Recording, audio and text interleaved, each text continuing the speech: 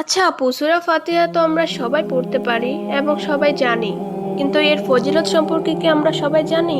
তুমি একটু বলবা যে এর ফজিলত কি?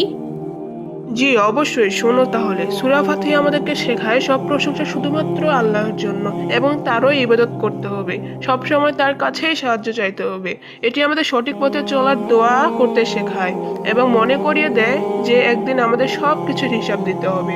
তাই সূরা ফাতিহা আমাদের সঠিক পথে চলার সবচেয়ে সুন্দর শিক্ষা দেয়। সুবহানাল্লাহ। আচ্ছা আপু, এমন কি কোনো সূরা আছে যেটা আমাদের কঠিন বিপদ থেকে বাঁচাতে পারে? জি অবশ্যই আছে। কোরআনের কিছু সূরা আছে যা তোমাকে বিপদ থেকে বাঁচাতে পারে। যেমন সূরা আল ইখলাস ৩ বার পাঠ করলে পুরো কোরআন পড়ার সওয়াব তুমি পেয়ে যাবে। সূরা আল ফালাক এবং সূরা আন নাস তোমাকে সব ক্ষতি থেকে রক্ষা করবে।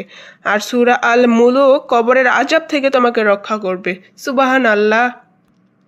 সত্যি আপু, এগুলো সূরার এত উপকারিতা, আমি আজ থেকে বেশি বেশি আমল করব এবং ভালো কিছু করব। ধন্যবাদ তোমাকে।